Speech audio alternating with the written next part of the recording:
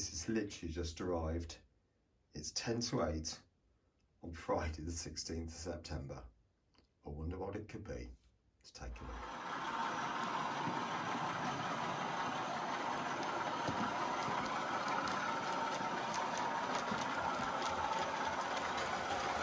Well, good evening everyone, and welcome back to Piccadilly Sidings. Now, before I show you what this is, I just want to show you the packaging and the box. This has come from Accurascale, and for what's in here, the box is just far too big, and you can see the packaging there and the gap around the top. The models are allowed to do that, so I thought I'd just point that out. So let's have a look at actually what it is. Right, well, as always, from what I see with Accurascale, I've never actually ordered anything from them before, but let's turn that box over. But I mean, it's a beautiful box. I mean, that's a very high quality box, and that's what I've got. I've got 2 sets of those. Blimey, how small are they? I mean, we're not far off N-gauge type stock for that, are we? Blimey. They are absolutely tiny.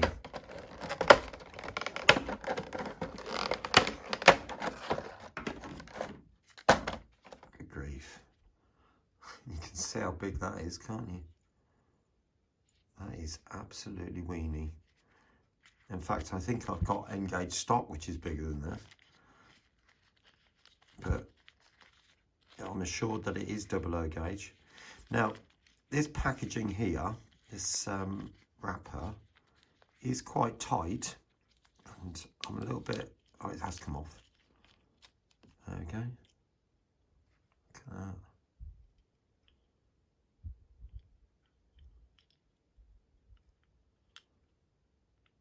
I have to say, that is beautifully done. You can see all the strapping, the rivets going down the side there, and there's a nice representation of the wood inside there, the wood panelling. And if you look across the bottom there, there's 2 straps running down the bottom, across the bottom, and we've got these chains which I've got a magnet on them for the coupling. So I'm hoping that I can attach that to a terrier or something like that, or a Peckett. Because at the end of the day, that's probably what I have bought them for. Maybe even Stevenson's Rocket. If I can get it to couple, there's no reason why it shouldn't. I mean, the only thing with Stevenson's Rocket is that it's just got a prong, 2 prongs like that, both one on the locomotive, one on the carriages, and then you have this plastic thing that goes across. So, not sure about that at the minute, but that is so beautifully done, and the wheels are quite free running. Well, that one's more free running than that one is. But yeah, very nice. I mean, whether I end up going to changing these numbers is another matter, because the 2 packs are identical, and they only did the 1 pack of each, as far as I could tell. So what I'll do now is I'll get all 6 out, and I'll have a look. Actually, just before I do that, let's pop that one just there. What's this? Oh, it's a... Oh, I see. They've included the NEM pocket there, so that could then go into the locomotive that you wanted to pull. That is a nice touch. I was wondering how that was going to work, but yes, that's answered my question there. So that would go, you could put one of, connect that to the locomotive at either end, whatever you want to do, and it just automatically couples or uncouples. No, that's nice. Well done. Right, get them all out. Well, I've just got everything out of the box, and we've got this beautiful brochure all about the history. I'll just pause that if you want to have a read. Okay. And lovely pictures there of the real thing. And again on the back. So again, I'll just pause that if you want to have a read. Okay. And there's more inside.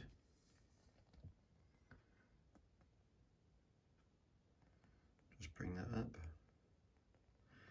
And then some beautiful exploded diagrams of the actual model itself. Absolutely gorgeous. This is a very well designed model. It really is. And there is a limited edition card there as well. So I've got number 43 in this particular pack. So I'll have a look and see what the other one is, and let's get them all out. I will get there, I promise.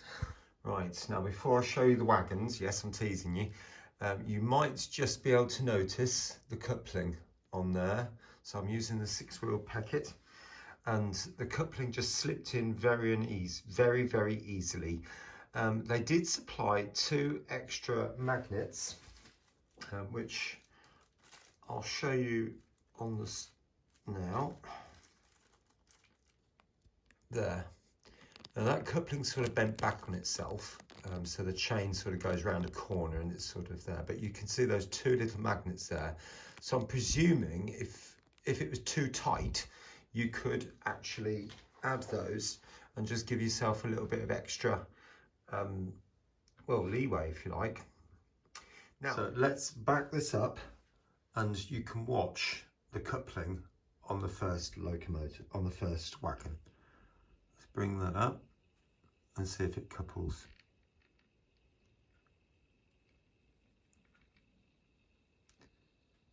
I have to say that Packet's running absolutely gorgeously, isn't it? Right, slowing it down, slowing it down, slowing it down. Hopefully the coupling should just grab. There you go. Look at that. That is incredible. Now, just to see if it pulls away. Oh, it would stall, wouldn't it? Hand of God. Well, perhaps I need to clean the point there. It has been a while. But let's join them all up. Just bring you around. So notice, let's stop that Packet again. Reverse.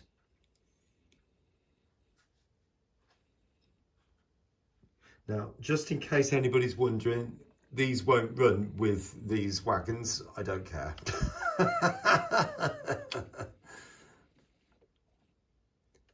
Oh, it is struggling over those points, isn't it? There you go. Beautiful. Now, obviously, the buffers are working. So if I just back it up all the more, you can see there are active buffers, if you like.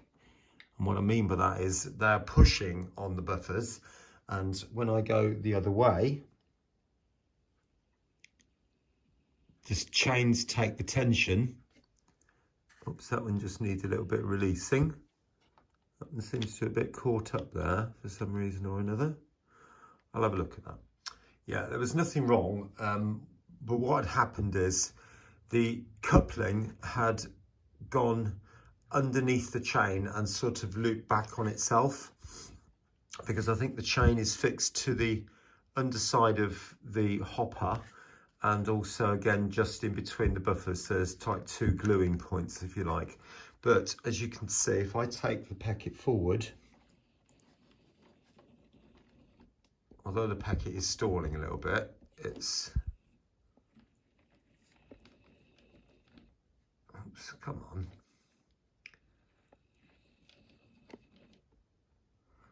Well, it was running beautifully a few seconds ago.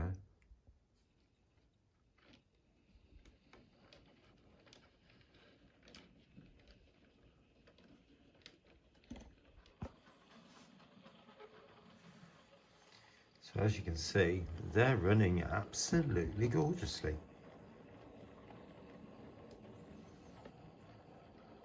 Well, 6 isn't a bad little rake, is it?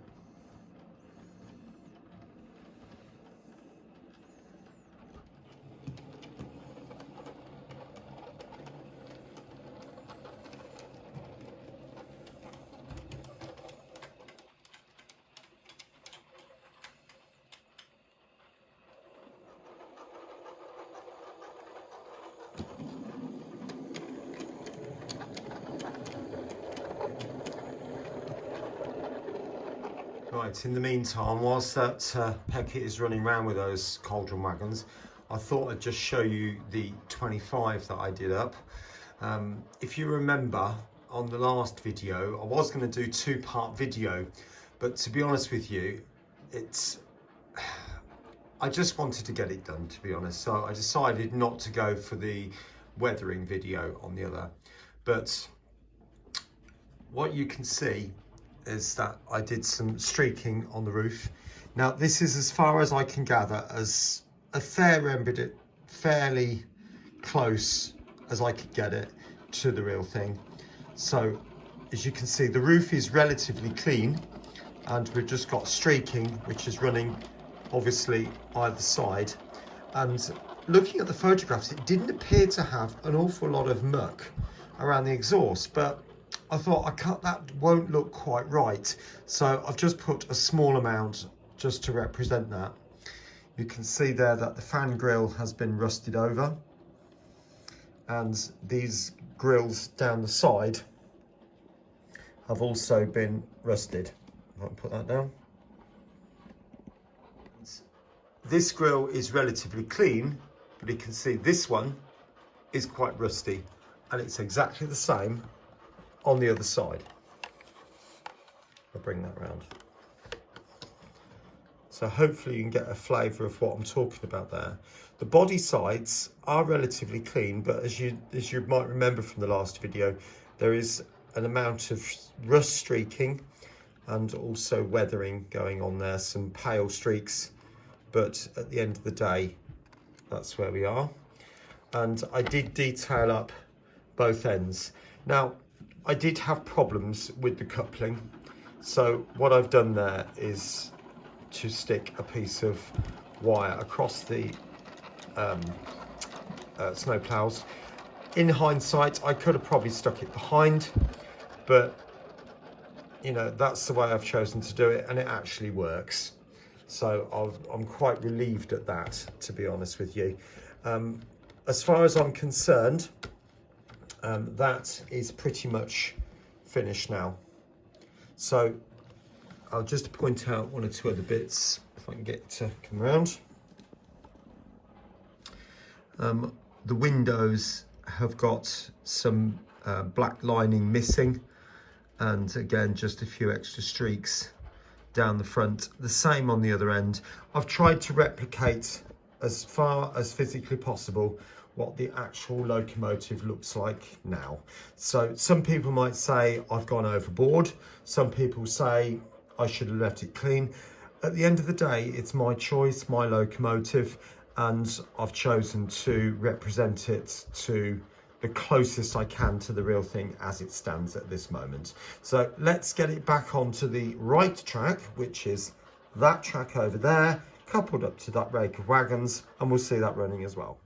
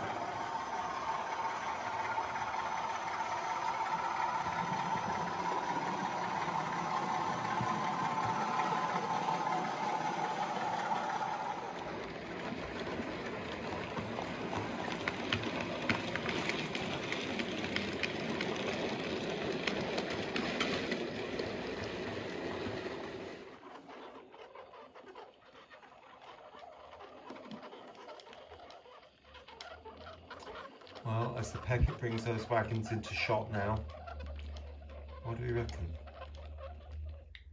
Well, we can certainly hear they're a bit squeaky, and I know some people don't like that.